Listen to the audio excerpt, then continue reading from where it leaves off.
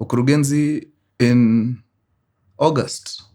Actually, the date was 21st of August 1986. Something happened in a lake uko Cameroon inaitwa Lake Nyos. So there is something called a limnic eruption. A limnic eruption basically ni an eruption of gases ambazo zinakuwa trapped kwa a water body. So under Lake Nyos kulikuwa na some pockets of carbon dioxide that had been trapped there for the longest. So on this particular day, 21st of August 1986, those gases erupted na zikaeza kutoka kwa hiyo lake, and these gases spread all over the region around Lake Nyos. As you know, carbon dioxide is a bit dense, so ikitokelezea inakujaga inashuka na ina displace all the oxygen around, okay? So hii eruption ya hii gas mazee ili spread over a radius of around 21 ama ni 25 kilometers. That's a very huge radius. Keep in mind kulikuwa na people and animals ambao walikuwa inhabit around that area. So as a result of that eruption, over 1,400 people were asphyxiated. Oxygen ilitoka tu, wakashindwa kupumua, and they died. Over 3,500 animals were also affected. And the thing about carbon dioxide poisoning it's a silent death. Hakuna mse ujua nini na happen, especially since ili happen usiku. Ka umelala unashtukiaga tu uamki, you're gone. Haina harufu, hakuna kitu mtu anasikia, you just go. Kama uko awake unasikiaga tu some, unajua kizunguzungu nini, then once you pass out, that's it. So by the time the following morning ina happen, it was carnage all over, man. 1,400 people plus kudedi place moja, hiyo mtaisikia, man.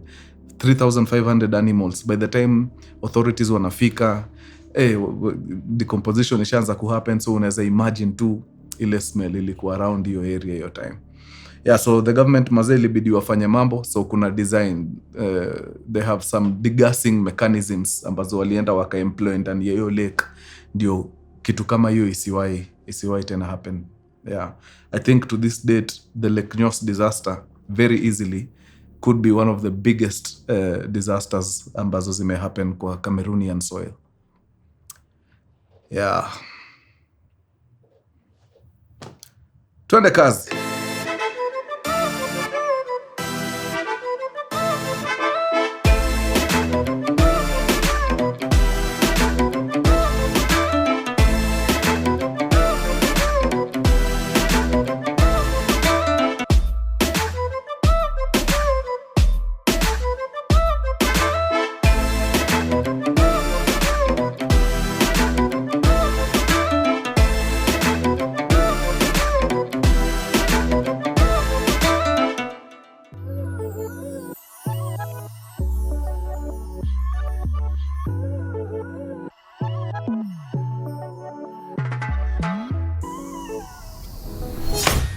Mkurugenzi! Man! Headline hitters na kama K, when you see Mkurugenzi in the building, you just know he's got the juice. Kabla sijaingia kwenye hekaya leo, nataka tu niwaambie kwamba nimekuwa nikiona mambo yenu, mnashika mamachi yenu pale, mnatuma mapicha. We like it. Endeleeni na moyo huo, man. Yeah, shika hii kitu bana, luku ni moto, luku ni safi. Sinema mnajua mahali pa kuipata pale, philittv.com. Hii hapa ni mkurugenzi.co.ke. Yeah, tupige luku, tuone sinema, bas watu wafurahi ama namna gani? Very nice. Now, hii story ya leo mazee ni story fulani very interesting from Central Africa. Na ni story iko na tu vitu hapa na pale, but na feel ni kama sijajiamini sana na hizo majina na hizo ma dates na what not. So mkiona saa zingine nakata kidogo, mtaniwia radhi. Yeah, sababu bado na sikupenda kwangu, unajua technology sasa sasa haka ndio kasimu nacheza nako. That's unaona niko na kakitabu hapa mbele yangu just in case. All right. Yeah, haka kasimu nimesema haka all my contacts zita remain kwa the other phone ambayo niko nayo. Hii nitasave Njugush peke yake. Yeah. Because this is what he deserves. Hakuna kitu unajua iko chini kama kuweka mtu useless kama huyo kwa phone book ya iPhone 16. Unajua yeye hapa ndio ana belong. Yeah. So anytime nikisikia hii simu ikilia, I know not to pick it because I know he's calling. Okay? Yeah. Nice. Okay. We can proceed. Now, wakurugenzi, the year is 1921. Mwezi ni Februari. Pale Central African Republic, 80 kilometers from the capital which is Bangui, kuna mtoto amezaliwa pale, a bouncing baby boy. Amezaliwa kwa familia ya jamaa ambaye tunaweza sema is an African leader. Ni leader kwa hiyo village yao pale. Huyu mtoto amezaliwa ni kijana anaitwa Jean Bedel Bokassa. Jean Bedel Bokassa amezaliwa hapo na baba yake ambaye ni hatari sana, one of the village heads pale, na mama yake ambaye ni housewives. Ametwikwa jukumu ya kuraise watoto wake 11. So Jean Bedel Bokassa was one out of 11 kids born in that household. Okay?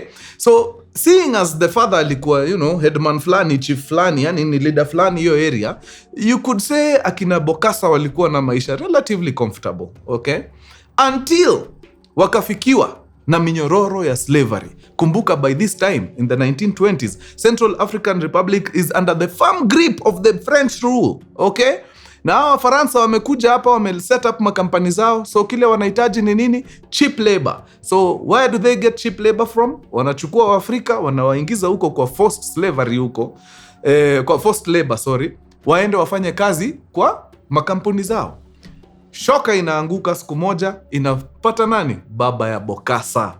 Imagine mtu ambaye alikuwa kigogo hapo kwa village yao, anachukuliwa aende akafanye kazi kwa slavery, kwa nini huko. Unajua kama wewe ni leader fulani, kuna kakiburi kana kuaga ndani yako. Mtu akianza kukubeba ndogo, you will not take it lightly. So when he was picked to go and work in the factory huko, at some point aliambia wazungu pia wakuende, kwani iko nini? Mimi huko mali nimetoka, mimi ni Otero. Mnakuja kuniambia niwafanyie kazi free hapa. Mkuende sana na mulambwe uso asubuhi na shetani mkiamka. Of course, Mfaransa hakuchukulia hiyo kitu lightly. So they ended up subjecting him to torture and eventually they killed him. Sababu ya kukua defiant. Alikataa kusikiza amri za mzungu.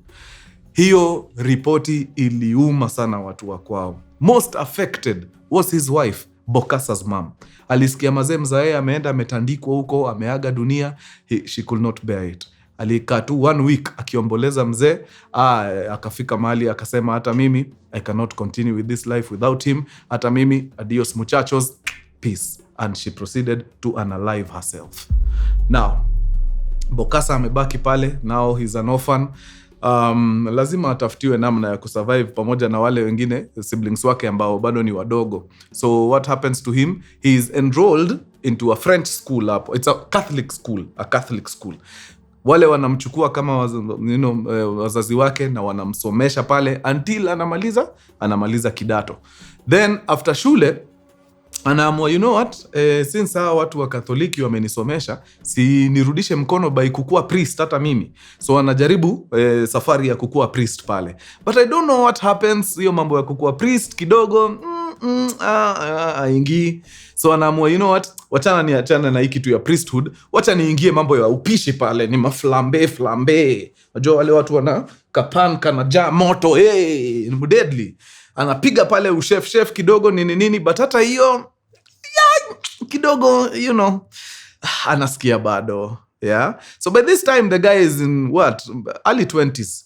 It is now the 1940s. If you know your history, you know very well that between 1938 to 38 or 39 to 1944 ilikuwa ni nini? The Second World War. Na the Second World War, Africans walikuwa wanashipiwa huko kwenda sana kusaidia wazungu kupigana. So the guy decides, hii upishi kidogo imeleta ngori, wacha niingie wapi? Wacha niingie military pale, niende nifanye mamambo. So he enrolls as a military officer. Anaingia training pale na kijana anajituma pale frontline mbaya. Kijana anaingia pale military, anatesa kutesa. The boy is very good. In fact, the French wako very, very pleased with him. Wanamchukua, wanamwambia, wewe kwanza, nataka tuende tupigane vita fulani mahali fulani. Wanampeleka wapi? Vietnam. Wanaingia pale Vietnam, kijana of course ana perform kama kawa. In fact, ana perform above average, sababu apart from mambo ya pale kwa kiwanja papapa, ana discover kumbe kuna wasichana wa Vietnamese hapa hatari. Ananyakua mmoja hapo haraka faster wa miaka 17. Sijui kama hiyo time underage wako anatambua. So kidogo anampachika mimba hapo haraka faster, but lazima bana shughuli iendelee kupigwa. So anaaga msichana kwa area, anamwambia ina mambo, wewe tulia tu hapa Vietnam, vita imenisukuma tena Ufaransa, wacha niingie Ufaransa, mambo yako tutaongea, wewe usijali, we are a family, wacha nifanye ile mambo imenileta. And he leaves the wife and the little girl, anarudi Ufaransa na anapiga shughuli ya huko Ufaransa nini, everything goes perfectly. Eventually they would reunite na wataenda pamoja wapi? Central African Republic, where Bokassa was born. Now, akiwa Ufaransa kule, we are rolling over to where? To the 60s. And if you know your history well, you know upper late 50s, 60s hapo kulianza kukuwa na agitation fulani. Yes, the struggle for what? Struggle for independence. Countries zilikuwa zimefika mwisho mazee na wakoloni, hawatambui mazee mambo inaendelea huku nini.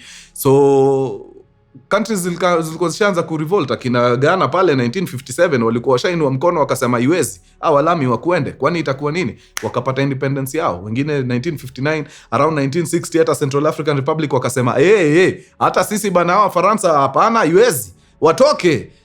Bana, enough is enough. So colonialists waga ni wajanja sana.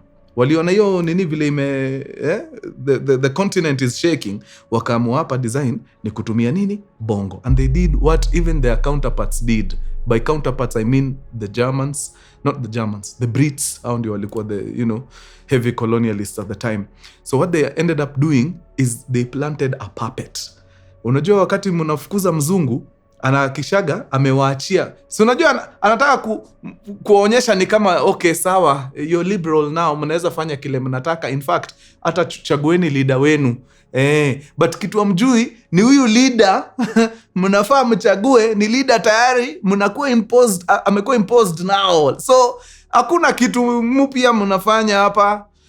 Ameshaweka puppet wake hapo. Anajua mkichagua huyu Mwafrika huyu, bado you will still be dancing to our tune.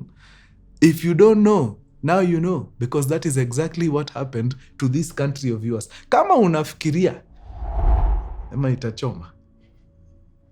Kama unafikiria mzee alikuwa mtu ati tunakufa na mau, think again. Mzee aliwekwa hapo na mzungu sababu they knew they needed someone mwenye ataendelea kupush agenda zao. Yeah. Otherwise ingekuwa ni tupatie wale watu walipigania hii kitu, kungekuwa na watu tofauti hapo. President wetu wa kwanza angekuwa na madredi. Sababu watu wa Mau tunajua vile walikuwa wanakaa. Mtu amewekwa hapo anatandika kizungu proper kuliko hata wazungu wengine. Ni mtu wao. Ni mtu wao. So that is exactly what ended up happening where? In Central African Republic, country ya kina huyu jamaa wetu anaitwa Bokassa. So pale kulikuwa na the father of the nation. Jamaa anaitwa Boganda. Mr. Boganda. But whatever. But naona majina zishaanza kunichanganya. But ni B, imeanza leta B, Boganda. Now Boganda aliulizwa, mtu yangu, sasa wewe sababu wewe ndio mtu wetu, utachukua hii kiti ama tuweke mtu mwingine hapo? Boganda akasema, I know the right person wa kusukuma hii uongozi. Nitapatia kazini yangu fulani anaitwa David Dacko. Akapatiwa presidency in 1960. Hapo ndio time Central African Republic ilikuwa inapata independence. So David Dacko was actually a cousin to Mr. Boganda, who ideally Central African Republicans refer to as the father of the nation. Umepata jina yake mwende? Bado. But it's Mr. Boganda. Now, so David Dacko kuingia, the French wakajiuliza, now that this Central Africa country wants to be a republic, si lazima wakuwe na military yao pia. Yeah, so who best to build that military. If not, Central African son, Bwana Bokassa, Jean Bedel Bokassa. The French talk to Bokassa and they tell him, ni aje mtu yangu, itabidi urudi mtaa, uende usaidie kuestablish a robust military. Sababu sasa si mnataka kujigovern, you want to be a republic. And then sasa mtengeneze military. And Mr. Bokassa was over the moon, super elated. That shows you the kind of relationship Bokassa alikuwa nayo na nani? Na Wafaransa. Like Bokassa alikuwa, Wafaransa wanamlamba mpaka, hiyo tu safari yeye kutoka France kurudi nyumbani Central African Republic, ilibidi president wa France at the time, Charles de Gaulle, atoke Ufaransa akuje Central African Republic amlaki kwa airport. Like hii ni kulamba ya aina gani? Ndio ujue Bokassa pia puppet. Ni mtu alikuwa amewekwa hapo kuhakikisha agenda za Wafaransa zinafanya nini? Zinasukumwa. So Bokassa by them nice. Yes, that I will do gladly. Na ujue akiwa huko Ufaransa, sababu walikuwa wanawapigania kwa military yao, he was actually part of the French military. Alikuwa amepigwa madecoration deadly. Hakuna deadly. So alitoka Ufaransa, he came all the way to Central African Republic, akapokewa na rais wa Ufaransa, Charles de Gaulle. Charles de Gaulle akamwambia, sasa wewe karibu nyumbani, military ni wewe kujenga sasa. Wewe tutengenezee military safi, bas Central African Republic iendelee kunawiri. And Bwana Bokassa akachukua the job gladly. And he proceeded to do that. Remember, at this time, ana operate under President David Dacko. Now, niliwaambia David Dacko ni cousin ya founding father, ambaye ni Mr. Boganda. Another coincidence. David Dacko still ni cousin ya Bokassa.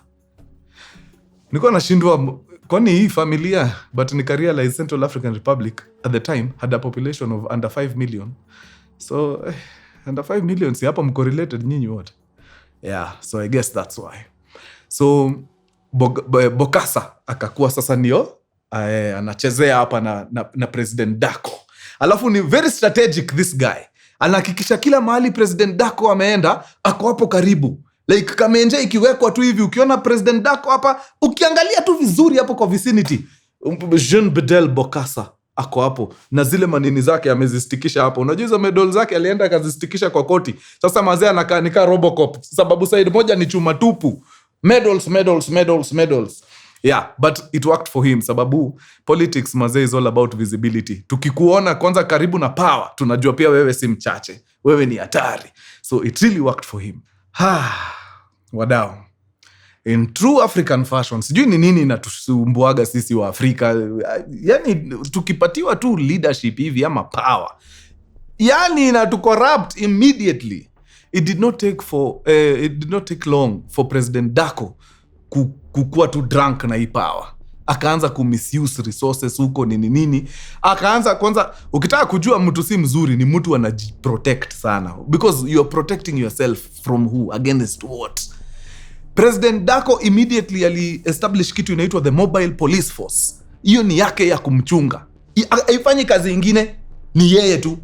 President Dacko kwa hii Mobile Police Force alikuwa na over 500 armed officers and 120 personal bodyguards. Una need hao watu wote wa nini?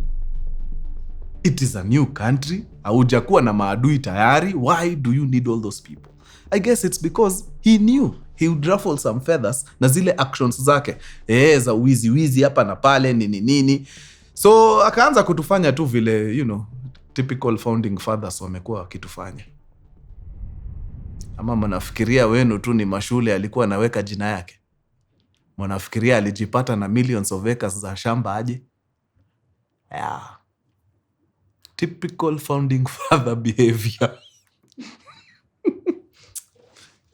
Njua itakani kama ninaangukia family moja, lakini imefika wakati wa historia inafaa tuambie ukweli. Unajua tumeishi kwa era ambayo historia, tunapewa historia ambayo imecraftiwa na watu wengine huko nje. Sinipoa sasa hii generation inakuja wapate the real history. Sindio? Bas. So the same was happening at Central African Republic. David Dacko ameamua tu kwenda haywire, and of course among the people to feel no was Jean Bedel Bokassa. Alikaa chini akasema hapana, Dacko vile anaenda sifurahi. Now Jean Bedel Bokassa wakati alikam kuestablish the military huku, alikuja akiwa kwa rank ya major. So sahi rise, alitoka major akaenda nini kwa hapa juu ya major, captain. Akatoka captain, sahi he's a colonel. So akiwa pale alikuwa kwa hii process yake ya kuestablish military, alikuja akafanya urafiki na a very good major pia anaitwa Major Banza. Very good guy, ni jamaa na mtii kweli kweli. So they were force wakiwa pamoja. So of course wakaanza kucheki vile kunaenda nini na wakajiambia pana, watu wa Central African Republic hawaku shed blood wakipigana na Mfaransa ndio tukuje tubebwe ng'ombe hivi vile David Dacko anatubeba. Hapana jo, something needs to be done. Now hizo whispers za kina Bokassa na Major Banza zikaanza kuspread kidogo. Nani anakama anapata hizo whispers? Of course the President Dacko. He discovers that huyu Bokassa huyu ambaye aliletwa hapa kutengeneza military afurahishwi na uongozi wangu, na hawa ndio wabaya. Hakuna mtu mbaya kama mtu wa military mwenye anakuoppose. Huyo ni mtu atakutoa kwa kiti anytime. So President Dacko akaamua, you know what, this guy has to go. Now on one of the hizo official trips, Jean Bedel Bokassa akatoka Central African Republic akaenda Libya. Sijui alikuwa anakutana huko na Gaddafi kudiscuss nini. So huyu mjamaa wetu President Dacko akaona this is an opportune moment ya kudeal na hii ghasia. So immediately Bokassa left for Libya. Huyu mjamaa akafunga border na akasema huyo mtu akae huko Libya. Yeah. Kwani tutashinda hapa tukibabaika juu ya mtu hapa? Haiwezi, wacha akae huko. So of course jamaa amemaliza shughuli zake Libya. Bokassa wants to come back, anaambiwa itakuwa ngumu. Mbona? David Dacko rais amekataa. Yeah. Sijui kama Miguna na sound familia. I'm not boarding.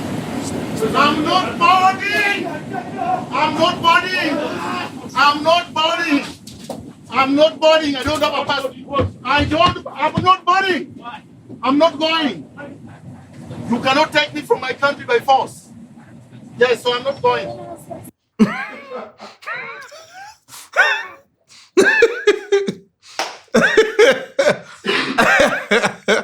So Bokassa maze amepambana huko, nothing, it's not happening. So what does he do? He goes back to his friends.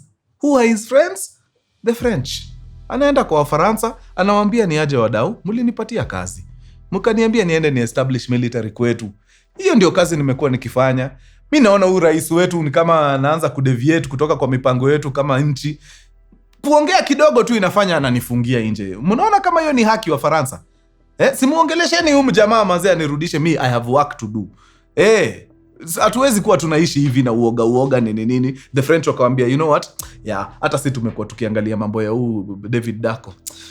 I don't know. Kidogo tunaona ni kama aendeshi your country vizuri. So don't worry, we will talk to him, utarudi nyumbani. Okay? Sawa. So the French talk to David na David anaamua okay sawa, mwambie arudi, analialia huko nini, akuja endelee na shughuli yake. But David Dacko knew for a fact huyu mtu simtaki hapa. So immediately akaanza kudevise a plan ya kufanya nini? Getting rid of Bokassa permanently. Now, Bokassa pia hapa si ati ako na nyenje, ni mtu ako na akili. He knew, alijua huyu mtu amekubali nirudi sababu anataka kudeal na mimi once and for all. So what does he do? He talks to his good friend Major Banza. Anaambia Major ni aje, huyu jamaa amekubali nirudi, lakini I know for a fact anataka kunituma Sayuni. So itabidi tushikane, tufanye vile inafaa, huyu mtu akwende, sababu wasipokwenda sisi ndio tutakwenda. Okay? Iko sawa. So they agree, David Dacko has to go. So wanarudi, then wanaingia strategy ya haraka na Major Banza, then wanapanga mikakati, wanaamua before President Dacko strikes, sisi tutakuwa tumestrike wa kwanza. So wana tafuta intelligence hapo mbio nini, then they discover on one evening 31st December of 1965 huyu mzee mzima President Dacko ako na kamkutano na one of his ministers. So wanapata itinerary yake inasema at this time of the night he'll be leaving the presidential palace kwenda kumeet na nani, na huyu cabinet minister wake. So wanamngojea. Wakati President Dacko anatoka tu kwa military kwa presidential palace akielekea kuona huyu minister, Bokassa, Major Banza and a contingent of military officers wana intercept mjamaa, wanamteka, wanamuarrest na wanaenda wanamfungia Tekengori. Before long wanaenda wana announce kwa vyombo vya habari ya kwamba kutoka saa hii the country iko katika mikono ya jeshi. Anda nani? Anda mzee mzima Jean Bedel Bokassa. Okay? Plan ni gani? Plan ni tuhakikishe kwanza serikali imestabilize vizuri, then we relinquish power. We hand over power to a civilian who is fit to run a country. Central African Republic wanasema hiyo good. Hiyo sawa, tufanye hivyo. Mimi nakwambia Bokassa huyu amekuja kututoa kwa ngori. Let's do that. Okay. So hii transition ni how long? Akasema miezi 6, mimi ninahitaji tu miezi 6 ya kupanga kila kitu iko hapa. Then kutoka hapo nipatiane. Let me tell you. Hiyo miezi 6 ilikuja ikakuwa 1 year. Na hiyo 1 year hakuna kitu kingine huyu jamaa anafanya ni kubadilisha katiba kuendelea kujiongezea powers. So now the country was under Jean Bedel Bokassa. Hiyo story ati it's just a transitional government, nashikilia kidogo then nirudishie civilian, walingoja. Yeah. So alienda akachange constitution, akachange kila kitu and akashikilia power. So now Jean Bedel Bokassa was the official president of the Central African Republic. Okay. Now, nataka sana nikuambie Jean Bedel Bokassa aliingia akabadilisha mtaa. Lakini nikikuambia hivyo, nitakuwa nimekudanganya. Sababu Jean Bedel Bokassa was no different from David Dacko. Aliingia tu na the same grid. Yani the guy, in fact, I feel like Jean Bedel Bokassa sasa alipeleka hiyo grid times 100. Yani ilikuwa ni kuchafua. Na because alikuwa anajua the same way ameingia, kuna likelihood mtu mwingine anaweza mfanya mbaya aingie hivyo, hakuwa na trust mtu. He never trusted anyone. So alikuwa anafanya vitu weird. Anaweza jipatia ministry 10 around. He was the president and the minister for 10 ministries. Agriculture, finance, juu amini mtu. Yule mtu ambaye walipanga kuu na yeye, ambaye ni Major Banza, of course anaiona from the sidelines. Anajiuliza, so pia sisi tulikuwa tunafanya hii mambo yote ndio tukue tu the same person that we ousted. Hapana. No. And Major Banza na Bokassa fell out. Major Banza akaenda aka-orchestrate another coup kujaribu kufanya nini? Kutoa Jean Bedel Bokassa. But unfortunately, the coup was thwarted. Jean Bedel akaenda aka-arrest Major Banza and sentenced him to death. Alikuwa executed and he was buried in a shallow grave somewhere. Iwe funzo kwa mtu mwingine yoyote ambaye akona fikra za kujaribu hiyo kitu Major Banza alikuwa amefanya. So now the guy Bokassa alikuwa na rule na an iron fist. Now let me take you back to the military days wakati alikuwa Ufaransa, when he was working for the French military.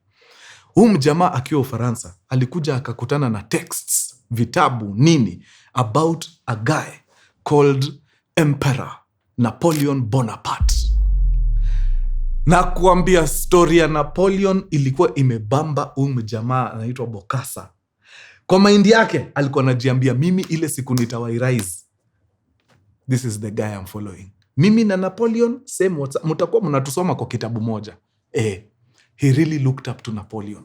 So now that he was in leadership, akaamua this is the time. So what does he do? Akaamua kuchange Central African Republic from a republic to a monarch.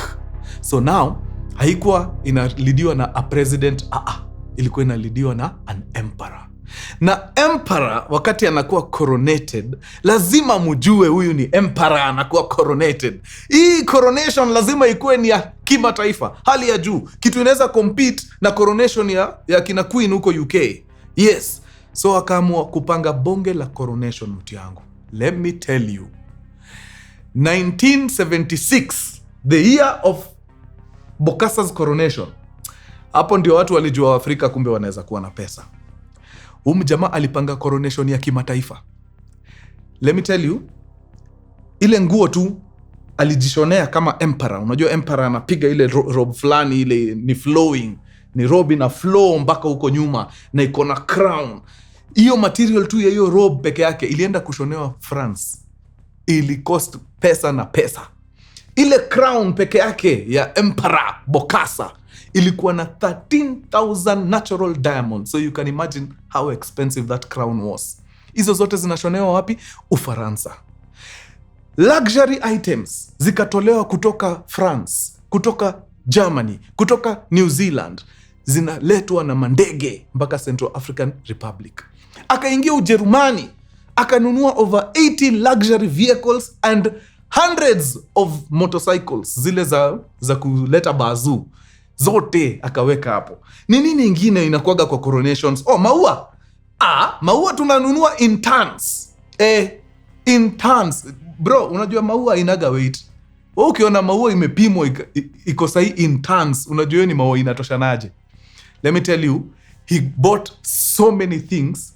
It took the country 22 aircrafts kubeba kila kitu kuileta for this coronation. Akaenda akajenga kitu inaitwa Bokassa Square na Bokassa Boulevard, amali ile coronation itafanyiwa pale. Jamaa alikuwa ameamua kwenda all out. Akaenda aka-invite 4,000 dignitaries, heads of state, sijui monarchs kutoka some other kingdoms. Aka-invite mpaka kina Pope, like the who is who walikuwa invited kwa hii coronation ya jamaa. Yani alikuwa ameamua hapa, we are leaving nothing, no stone unturned, tunaenda all out 150%. It was crazy. But here's the thing. By this time, everybody around the world walikuwa washaanza kuona Bokassa is unstable. Jamaa yuko sawa. Kuna tu vitu walikuwa wanafanya zenye watu walikuwa na feel, kwa hii country ambayo ilikuwa mazee, it was purely a monogamous country. In fact, it was kwa sheria, you only had to have one wife. Bokassa alikuja akamari 17. That is inclusive the Vietnamese chick ambaye ali-impregnate wakati alikuwa Vietnam. 17. He had over 50 kids. Now, our 50 kids hata yuko kwa life zao. So mtu ajali watoto wake, atajali country yenu kweli? Hizi ni information zinafikia wase huko nje. So wakati manze anatuma ma-invites huko, only a fraction of the 4,000 people who were invited wali show up for the coronation. After hiyo hustle yote, after hiyo do yote. Now, kujenga tu hiyo coronation, it cost them over $30 million in 1976. Keep in mind, Central African Republic is a very small country. Nimewambia population na ijapita hata 5,000,000. Muna spend $30 million. Iyo, it amounted to almost half the total income ya Central African Republic as a country. Abu imagine half your income imeenda kwa bash ya day moja. It's crazy. So of course, the country ilichukua a hit. Hatuwezi spend half the income kwa nini moja. Country ikasafa mbaya. So wakati country inasafa, what does it do? Lazima kuwe na mechanisms za kujaribu kustay afloat. Mechanisms zake ni gani? First of all, kama we ni mtu unafanyia kazi serikali, sahau mshahara. Sababu nakulipa na nini? Pesa yote si nimenunua maua. Kwani hukuona? Si ilikuwa kwa TV. Hukuona nimejaza maua wewe? Boulevard mzima? You didn't see? Alafu unaniuliza mshahara iko wapi? Don't be stupid. Fanya kazi. Wakati tutapata pesa tutakulipa. Number 2, he started collecting taxes in advance. Nani? Nakudai tax. Yeah. But si nimelipa. Umelipa mpaka 2025. Nataka tax ya 2026, 2027 na 2028. Na kama uwezi uniambie, nikuonyeshe saa hii. Yeah. Alianza kuokota tax 3 years in advance. Hiyo ni upuzi gani? Of course businesses zina collapse. Hivyo ndio zilianguka. Now, among his 17 women, kuna kadhaa alikuwa anafanya biz through how? Amekaa makakaa chini akadiscover, ngoja first, nataka nishonee watoto wa shule nguo. Speaking of kushona, by the way, hii time ameingia nini, anapanga coronation nini. Alienda akaamrisha factories za nguo zishone a special print yenye iko na picha yake na wapatia wananchi for free. Sasa Central African Republic wasa wanatembea tu wamepiga luku ziko na Bokassa. Unashindwa, kwani Bokassa ni nani? Na ni free. So ukipatikana hauna hiyo luku utasema kwa nini hauna? Sababu hakuna mtu anakuuzia, ni free. Hata kama mazeni campaign mtu yangu, Bokassa ni noma. So alikama hapa sasa, sahii ameua country iko chini, akakama na law fulani ya upuzi sana, akasema sasa school children lazima wakuwe na uniform. Hiyo ni standard. Number 2, hiyo uniform lazima inunuliwe kwa hii factory. Kumbe hiyo factory ni ya wife wake. Now ndio usijaribu kukua mjanja.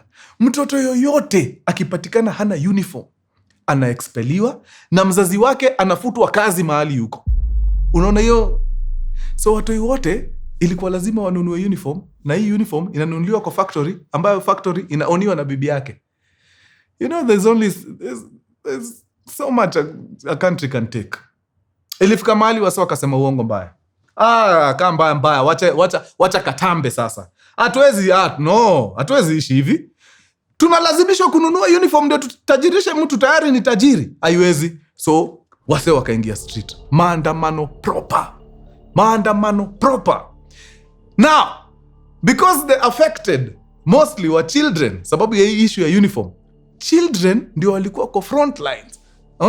Bokassa being a true African leader akasema nataka mudili na watoto kabisa, tiaga sawa watoto kabisa. Is it sounding familiar?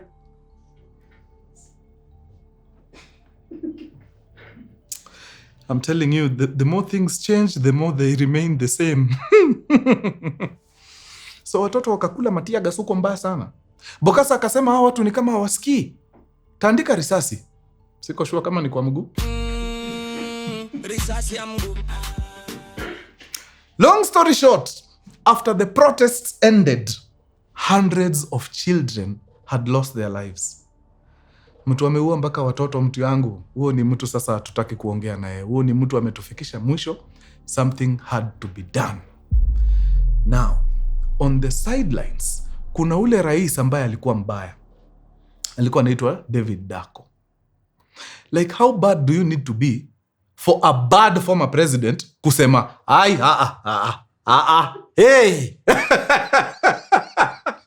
Hapana, it's too much wena. David Dacko mali alikuwa huko akasema, hapa, noma. So alishikana na jamaa fulani anaitwa Kalimba. Kalimba actually ended up being the president at some point. Wakaamua jamaa amefika mwisho.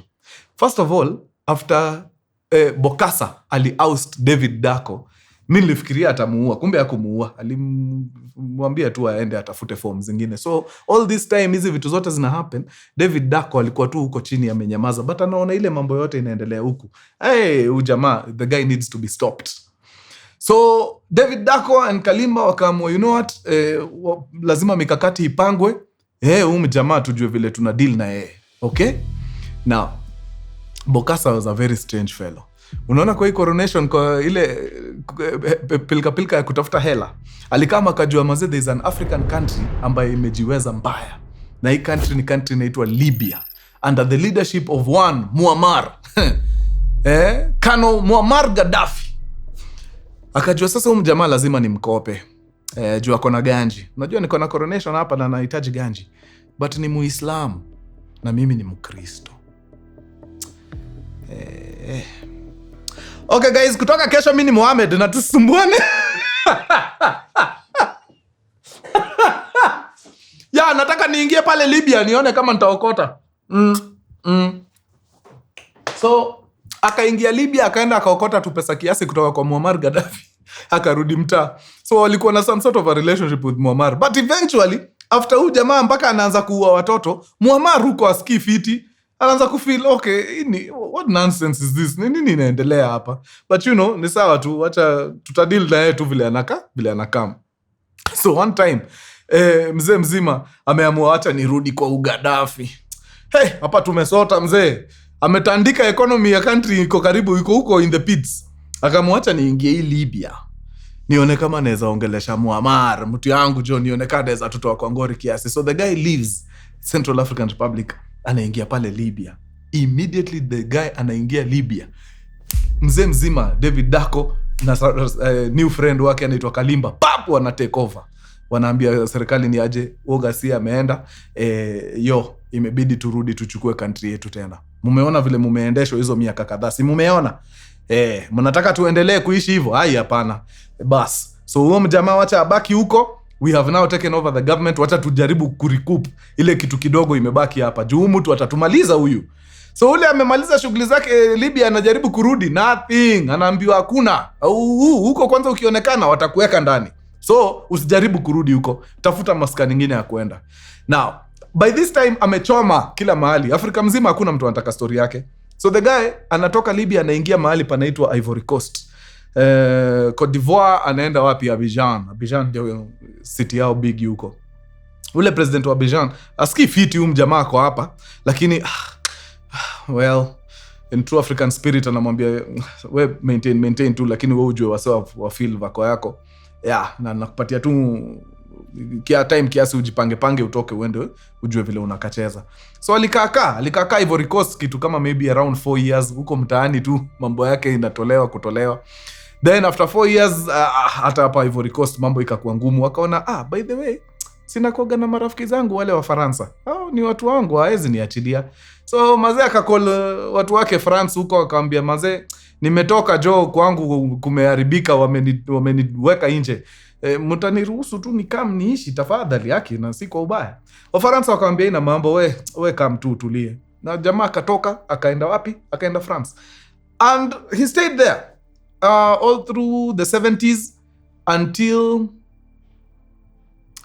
1987. Until 1987 the guy alikuwa France. Now in 1987 ujamaa akajiambia, it's been such a long time tangu nitoke hiyo country yetu Central African Republic, by now washasahau zile ngori niliwapitisha. Yeah, Afrika si watu wa kuweka grudge, hapana, acha nirudi home. Yeah, na I think he talked to a few of his friends hapo, wakamwambia, hey, sidhani ni idea poa kurudi sahi. Akasema, it's been 10 years. Kwani iko nini? Wacha turudi. So he takes a plane kutoka Ufaransa, anaingia tu hivi Bangui, Central African Republic, anakutana na pingu kubwa zimemngoja. Ni kushuka ndege kaja jela straight, anaenda anafunguliwa mashtaka huko mazee. Akona rap sheet inatoshana hivi: crimes against humanity, plundering the country's resources, akona mpaka cannibalism. Apparently jamaa alikuwa anakula watu, na si ile akina Kevo, anawakula live kwa sahani, like you are a cannibal. Wase walijitokeza wakasema, we've been to Bokasa's house wakati alikuwa emperor, kwa fridge tunakutana tu, unafungua Onyango, hausikii baridi rada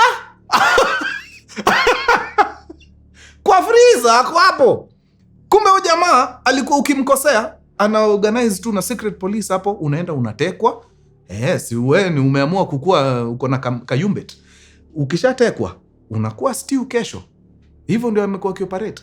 Na not one not two people walitokea wakasema, we saw human remains kwa fridge ya jamaa, alikuwa nakula watu.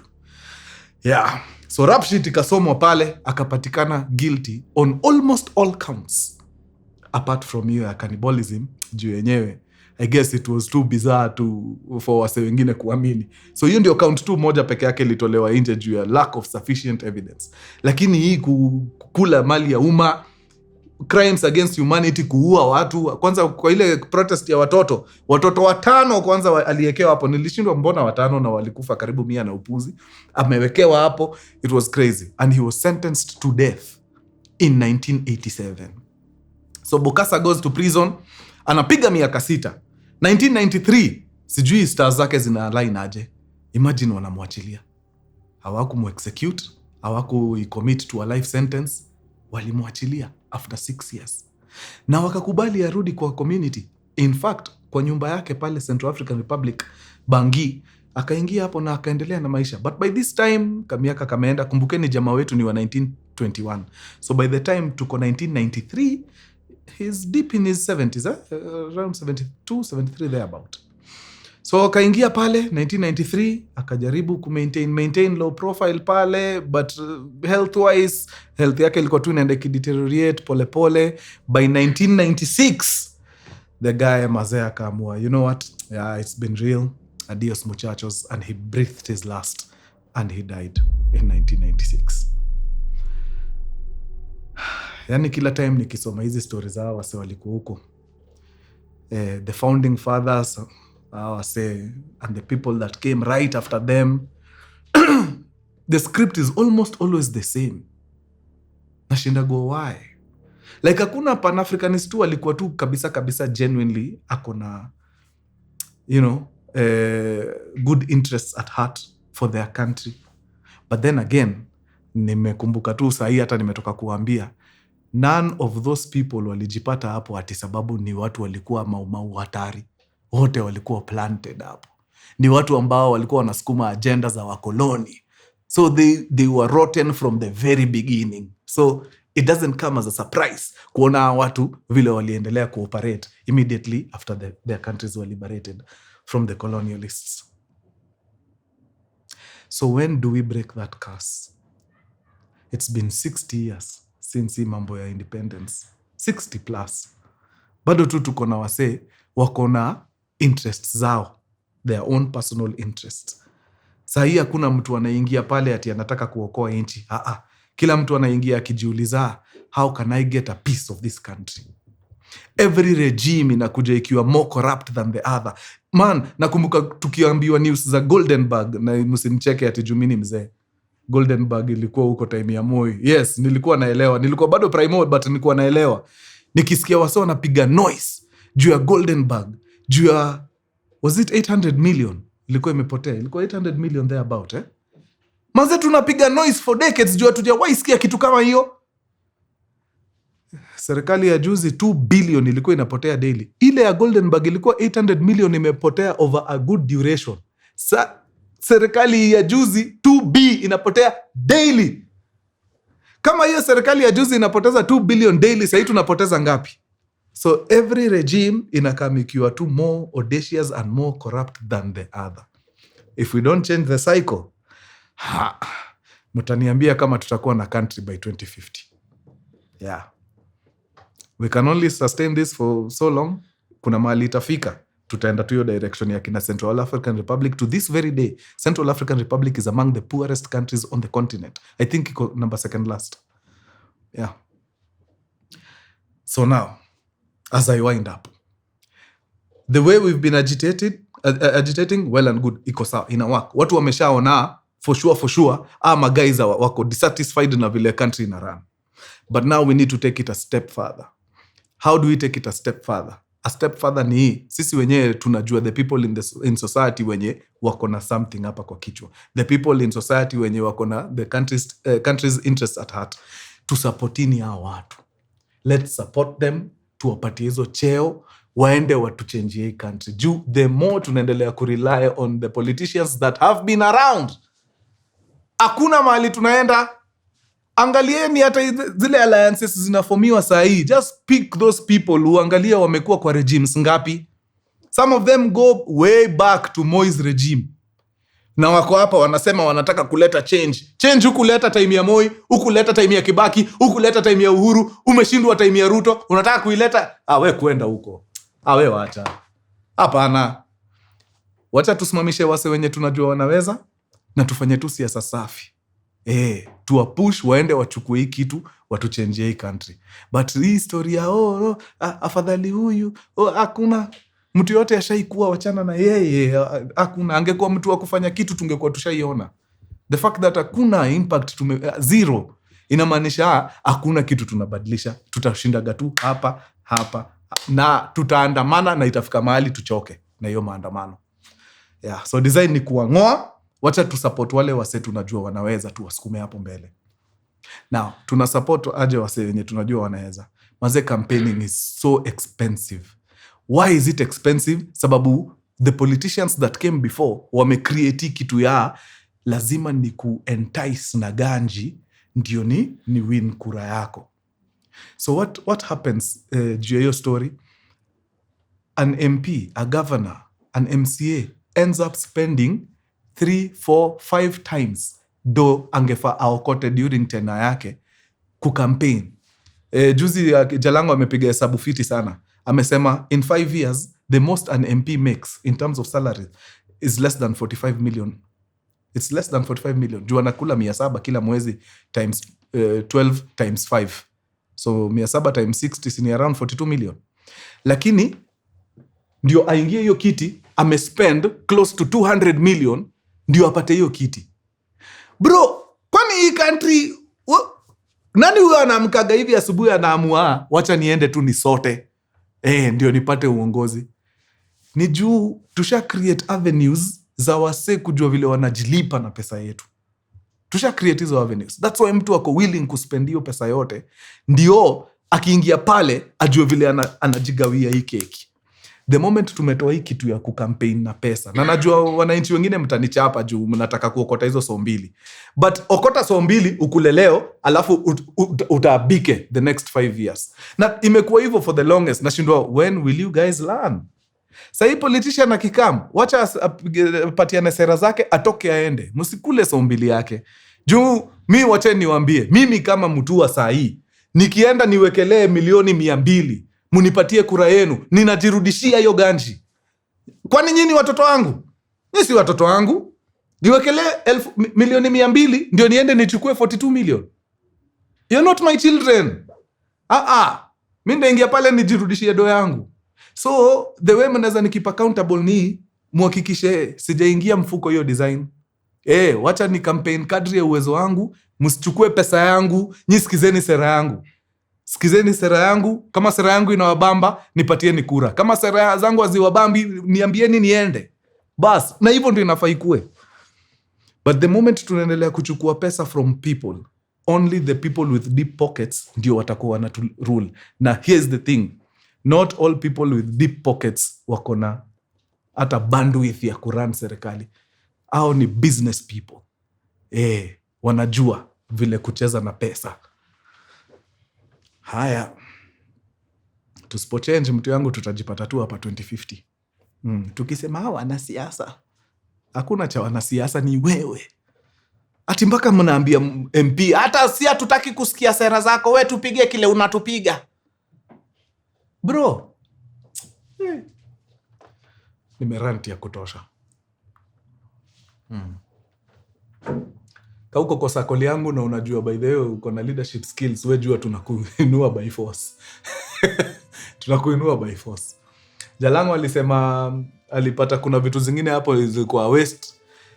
Ukiwa tu na Prado 3 unatembea town. Tutakuchangia Prado 3. Si tutembee tu, lakini hakuna mtu tunapea ganji kwa ground. Si tunatembea tuuze sera. Bas, tukishauza sera, we kazi mekubamba tupatie kura. Kama hazijakubamba, bas.